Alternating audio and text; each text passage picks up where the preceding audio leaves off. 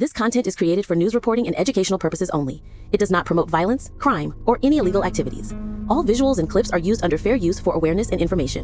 ভাবুন তো, যাকে দেখে একটা প্রজন্ম প্রেমে পড়েছিল, যার এক একটা সিনেমা মানেই ছিল হাউসফুল থিয়েটার, সেই নায়ক এক সকালে পাওয়া গেলেন ঝুলন্ত অবস্থায়। কোনো সিসিটিভি নেই, কোনো সাক্ষী নেই, আর ফোনটা রহস্যজনকভাবে গায়েব। তখনও কেউ জানত না এটাই হতে যাচ্ছে বাংলাদেশের ইতিহাসের সবচেয়ে বিতর্কিত মৃত্যু রহস্য। ৩ দশক পরেও মানুষ আজও প্রশ্ন করে, সালমান শাহ আত্মহত্যা করেছিল নাকি খুন করা হয়েছিল? আজ আমরা ফিরব সেই সকালটায়, যেদিন এক রাজপুত্রের গল্প থেমে গিয়েছিল, কিন্তু রহস্য শুরু হয়েছিল। সালমান শাহ ও সামিরা হক 4 বছরের দাম্পত্য জীবন, কিন্তু এই 4 বছরের সংসারে সন্তান হয়নি। তবে মুস্তাকে বিয়ে করার পর সামিরার সংসারে জন্ম নেয় একাধিক সন্তান, কিন্তু বড় সন্তানটিকে নিয়ে আজও প্রশ্ন, এই ছেলেটি কি আসলেই মুস্তাকের, নাকি সালমান শাহর রক্তের সম্পর্ক আছে সেখানে?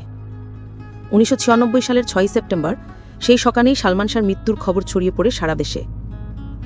তার মা নীলা চৌধুরী দাবি করেন, যখন আমার ছেলে মারা যায় তখন সামিরা 3 থেকে 4 মাসের প্রেগনেন্ট ছিল, কিন্তু সামিনা সেই বিষয়টি গোপন রেখেছিলেন। তাহলে কেন লুকিয়েছিলেন তিনি? অনেকের মতে সামিরা চেয়েছিলেন নায়িকা হতে, কিন্তু শাশুড়ি নীলা চৌধুরীর আপত্তির কারণে সেই স্বপ্ন পূরণ হয়নি। আর স্বপ্ন পূরণ না হওয়ার ক্ষোভেই সামিরা গর্ভধারণের বিষয়টি লুকিয়ে রাখেন। সালমান শাহ মৃত্যুর 3 মাস পরই তড়িঘড়ি করে তিনি বিয়ে করেন মোস্তাককে, যিনি ছিলেন সালমানের দীর্ঘদিনের বন্ধু। এমনকি গুঞ্জন ছিল মোস্তাকের সঙ্গে সামিরার আগে থেকেই পরকীয়া সম্পর্ক ছিল। সালমানের মা বলেন, আমি সামিরার ছেলের ডিএনএ টেস্ট করার দাবি জানাচ্ছি, তাহলে সত্যটা বেরিয়ে আসবে। আরেকটি প্রশ্ন ওঠে, সেদিন সকালে সালমানের ব্যবহৃত ফোনটা কোথায় গেল? ফোনটি তার বাসায় পাওয়া যায়নি, তাহলে কে গায়েব করল সেটি? এটা কি শুধু কাকতালীয়, নাকি সুপরিকল্পিত প্রমাণ গোপন করা? বিখ্যাত পরিচালক ছোট্টু আহমেদ একসময় চেয়েছিলেন স্বপ্নের রাজকুমার নামে সালমান ও সামিরার জীবনের উপর ভিত্তি করে একটি সিনেমা বানাতে। সামিরা রাজি ছিলেন, কিন্তু নীলা চৌধুরী আপত্তি জানিয়ে বলেন, আমার ছেলেকে ঘিরে কোনো সিনেমা তৈরি করা যাবে না। এরপর সে সিনেমার কাজ চিরতরে বন্ধ হয়ে যায়। প্রেমের শুরু 1990 সালের 12 জুলাই চট্টগ্রামের একটি ফ্যাশন শোতে। 2 বছরের প্রেম শেষে 1992 সালে তারা বিয়ে করেন। কিন্তু 1996 সালের 6 সেপ্টেম্বর মাত্র 25 বছর বয়সে এই ভালোবাসার গল্প শেষ হয়ে যায় এক ফ্ল্যাটের সিলিং ফ্যানে ঝুলে থাকা মরদেহে। সালমান শাহর মৃত্যু মামলাটি প্রথমে অপমৃত্যু হিসেবে রেকর্ড করা হয়।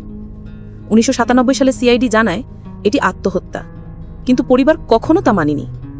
সালমানের মা নীলা চৌধুরী আজও বলেন, আমার ছেলে আত্মহত্যা করতে পারে না, আমার ছেলেকে হত্যা করা হয়েছে, আমি বিচার চাই। ভক্তরাও একই দাবিতে আজও স্লোগান তোলে, সালমান শাহ হত্যার বিচার চাই। সাম্প্রতিক সময় আবারও এই মামলাটি আলোচনায় আসে যখন আদালতের নির্দেশে 21 অক্টোবর রমনা থানায় নতুন করে হত্যা মামলা দায়ের হয়।